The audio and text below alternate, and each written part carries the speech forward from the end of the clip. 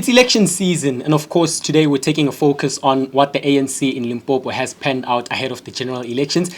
And to unpack that, we have their secretary in Limpopo, Mr. Reuben Madadzhe. Madadzhe, thank you so much for joining us today in studio. Let's start with what's happening currently. We saw former President Jacob Zuma and Umkhonto Sizwe, and one would say their campaign in Limpopo, has sort of failed. They were set to visit Malamulele, Giyani, Twando, and we saw him not pitching to his own election campaign. What is your view on that? Do you believe that it's a failed campaign?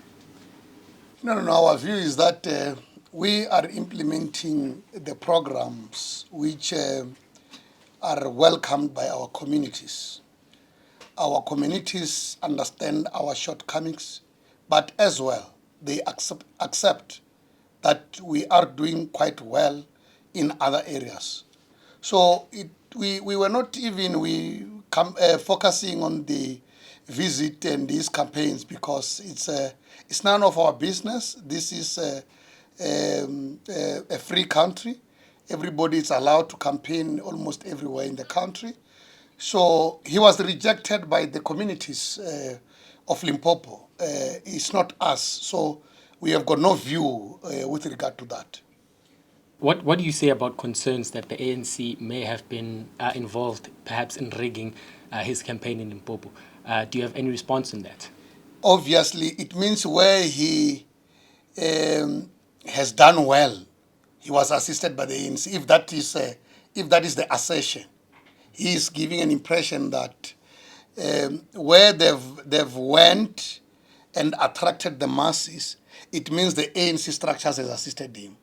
If the ANC structures of Limpopo managed to maybe frustrate his campaigns, then it means he only relies on the manpower of the ANC. Unfortunately, the ANC in the province, it's very focused on its election programs and its campaigns. So, in fact, we were not even concerned and worried about him because we were very busy with the preparation of the funeral of 5 of our comrades in Mulemule. So we did not even take much interest on his campaigns. We're not worried about his campaigns in the province.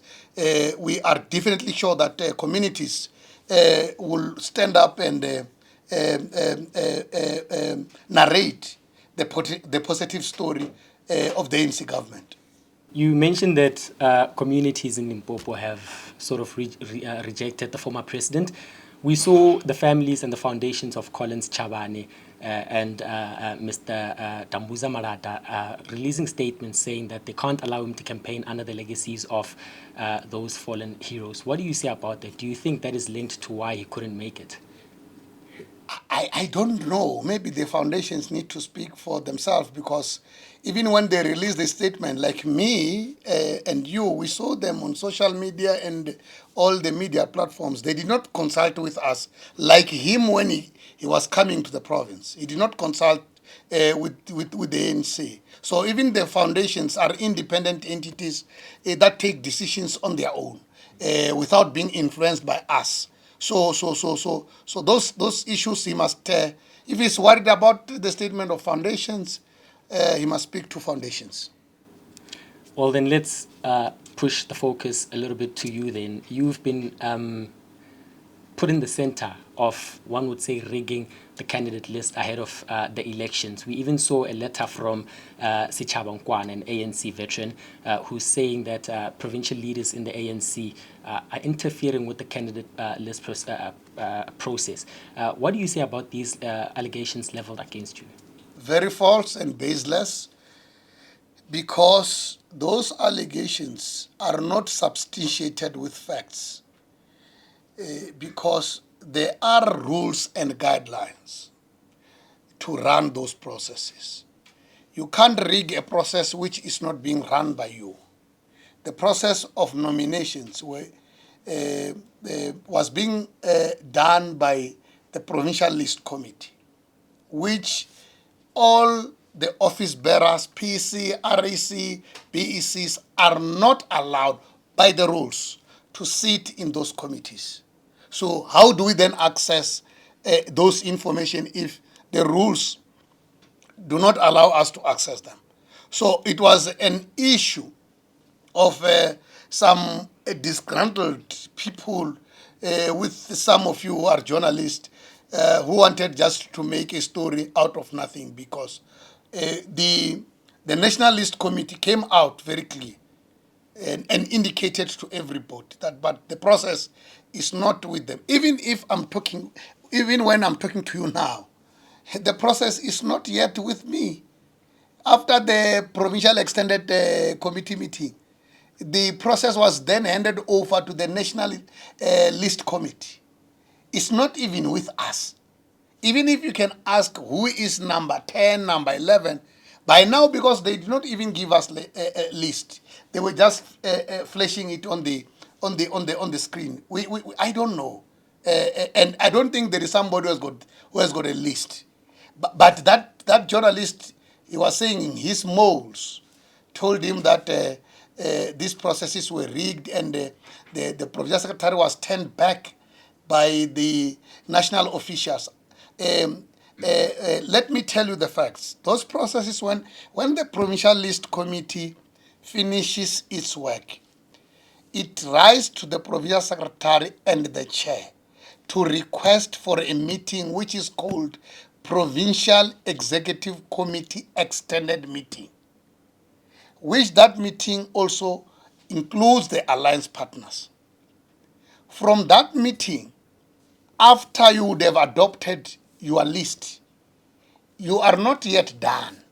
The PLC send the adopted list by the PEC extended meeting to the National Electoral Committee, which in simple terms, the National List Committee. And the National List Committee, it is, in terms of the rule, supposed to table those lists to the NEC extended meeting. That meeting has not yet happened.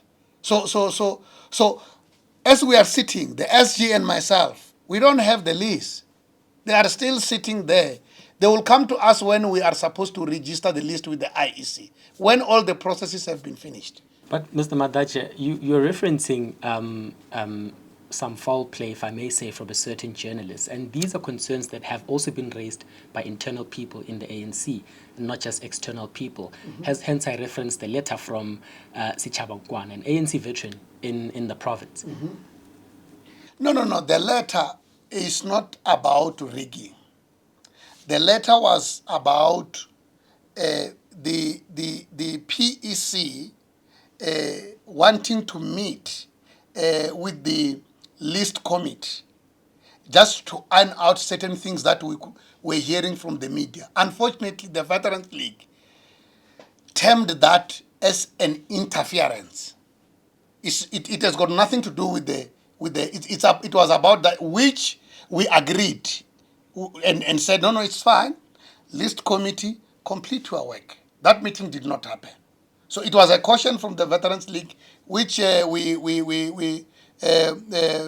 took it as a caution, not necessarily as an issue where they are raising red flags, because they participated in the PC extended meeting. They did not raise anything irregular there in the PC extended meeting.